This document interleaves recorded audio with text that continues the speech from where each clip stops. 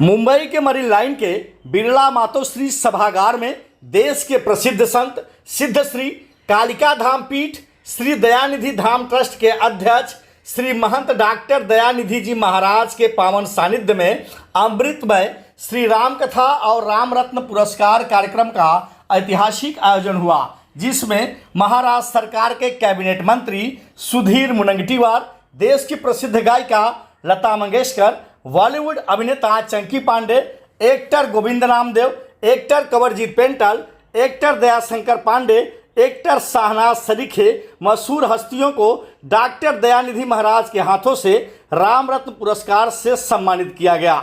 इस मौके पर मौजूद सभी गणमान्य लोगों ने सद्गुरु श्री दयानिधि जी महाराज के द्वारा किए जा रहे सामाजिक धार्मिक कार्यों की जमकर तारीफ करते हुए उन्हें देश का सच्चा राष्ट्र संत बताया। तो ही आपको बता दें कि इस मौके पर देश में विभिन्न क्षेत्रों में अच्छा कार्य करने वाले गणमान्य लोगों को भी महाराज जी के हाथों से सम्मानित किया गया। इस पर देखिए हमारी ये खास कवरेज।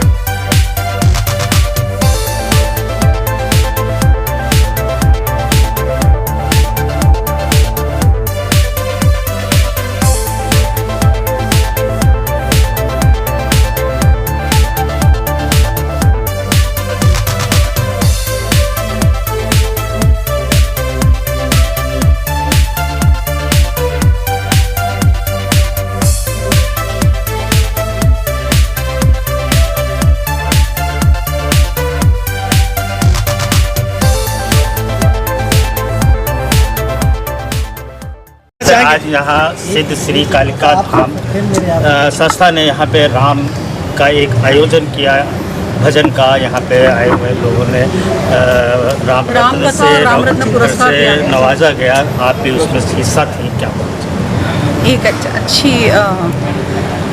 अच्छा उन्होंने एक आयोजन किया है, क्योंकि पूरा इस वक्त पूरा देश राममय है और मैं उनकी बहुत बहुत आभारी हूँ, बहुत बहुत धन्यवाद करती हूँ। और बस सनातन धर्म इसी तरह बढ़ता रहे, यही ईश्वर से प्रार्थना करती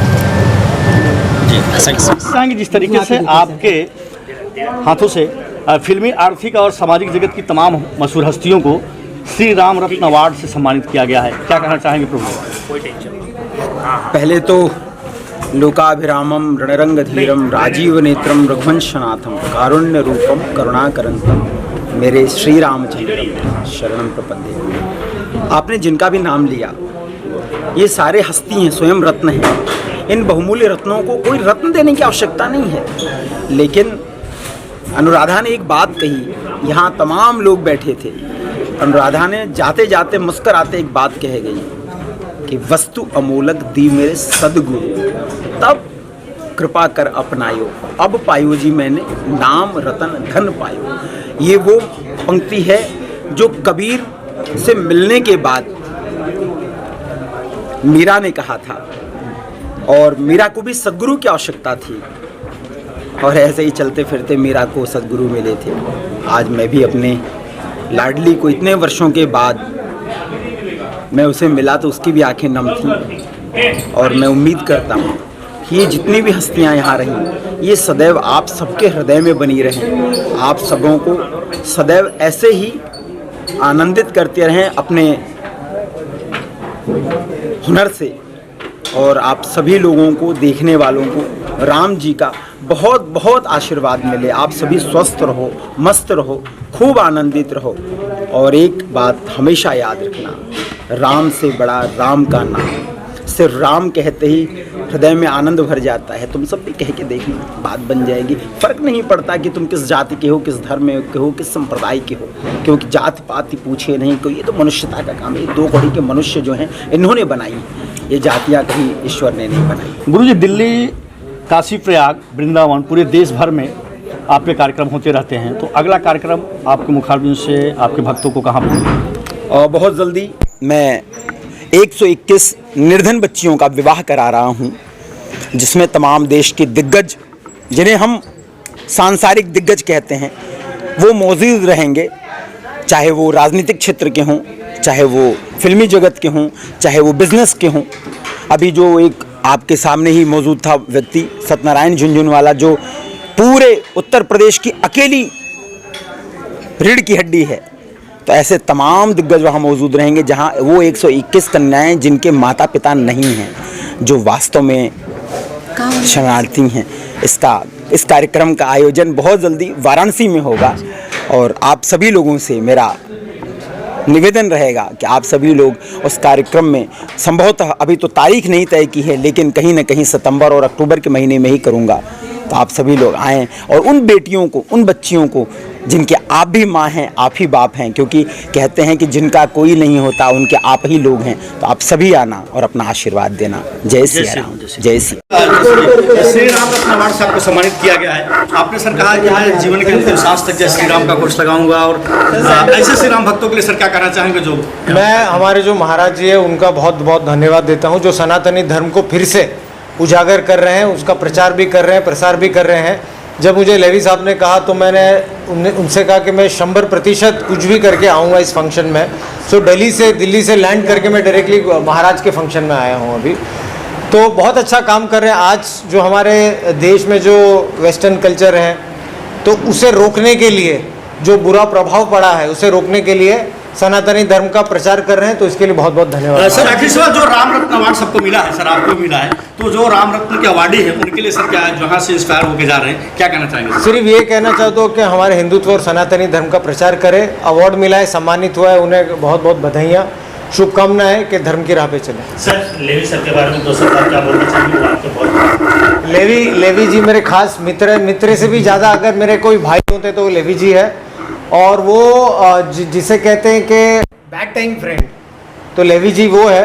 और ईश्वर परमात्मा हर एक इंसान को लेवी जी जैसा बनाए।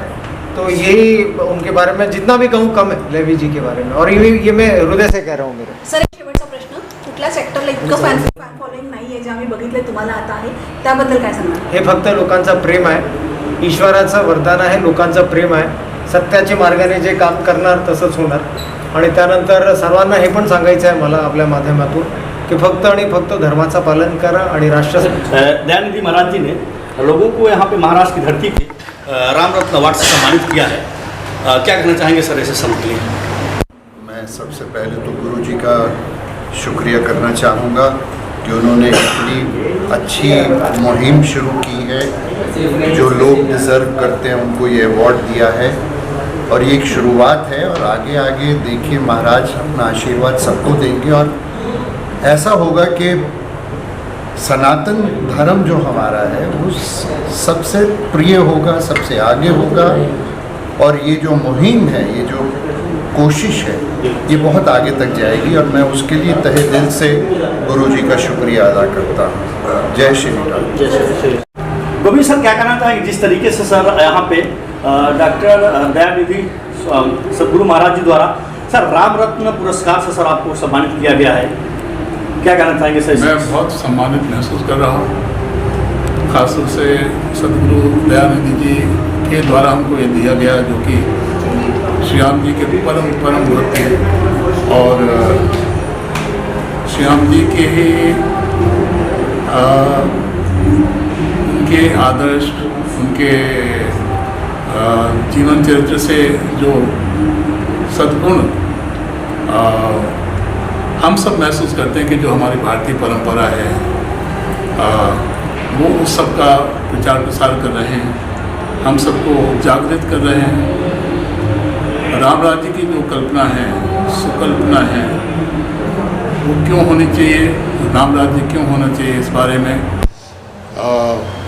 उनके जो विचार हैं, और जिसके लिए वो सब प्रयत्नशील है, और हमारे देश के सभी संत महात्मा इसके लिए प्रयत्नशील हैं। हमारे प्रधानमंत्री मोदी जी इसके लिए प्रयत्नशील हैं कि हिंदू राष्ट्र तो होना ही चाहिए,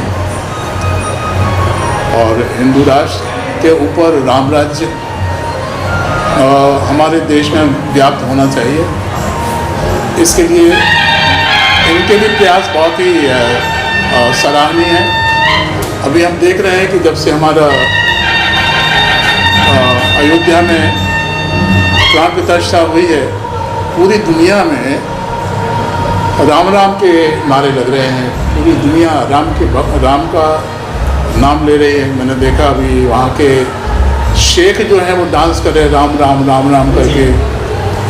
अमेरिका में, जर्मनी में, इंग्लैंड में, सब जगह राम राम राम के नाम का जाप हो रहा है। ऐसे में इस तरह के जो संत हैं जो हमको हमारा धर्म के प्रति मार्ग प्रशस्त करते हैं, उनको मैं प्रणाम करता हूँ। मेरा अनुभव ये है कि दुनिया में आदमी कितनी भी कोई कमाई कर ले, बड़ी बड़ी गाड़ियाँ खरीद ले, बड़े बड़े बंगले खरीद ले, खूब धन कमा ले, लेकिन आत्मिक संतुष्टि, मानसिक संतुष्टि सिर्फ दो ही मार्ग में मिल सकती है। वो है धार्मिक आचरण और आध्यात्म।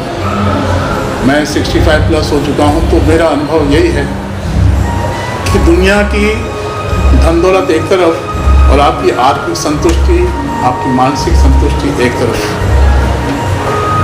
आपके जीवन को जो परम संतुष्टि दे सकता है वो धार्मिक आचरण है, आध्यात्म है।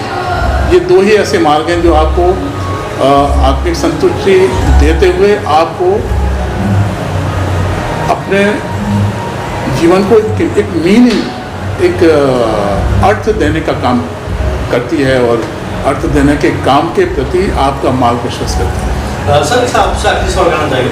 जिस तरीके से धर्म और आचरण की बात हुई, आपने सर बॉलीवुड में काफ़ी जीवंत किरदार निभाया, लोग आज भी याद करते हैं। तो सर आपके कोई प्रोजेक्ट को बात करेंगे सर? आने वाले आपको क्या, अभी भी आपके ऑडियंस वेट कर रहे हैं कि सर कुछ नए किरदार में वापस वाले पड़ते जाएँ? अभी आपने देखा होगा मेरी oh my god part 2 film आई थी, उसने भी अच्छा धंधा किया, उसको बहुत अप्रिसिएशन मिला, बहुत तारीफ मिली, बहुत प्रशंसा मिली, बहुत अच्छी उन्होंने फिल्म बनाई। उसके बाद मेरी दूसरी फिल्म आई मेघना गुलजार की, सैम बहादुर। आप लोगों ने देखी होगी पता नहीं, लेकिन बहुत ही अच्छी फिल्म, कमाल की फिल्म बनाई उन्होंने। हिंदुत्व आई उसके पहले। अभी हिंदुत्व जो हम चर्चा कर रहे हैं, करण राजदान ने ये फिल्म बनाई जो अभी किसी OTT पर पहुंचने वाली, OTT पर आ रही है। आपने शायद उसके वर्डिंग वगैरह देखे होंगे। मास्क नाम का एक OTT इंट्रोड्यूस हुआ है, उस पर यह फिल्म रिलीज़ हुई है। और आने वाले समय में अच्छी फिल्में आपको देखने को मिलने वाली। Right, thank you.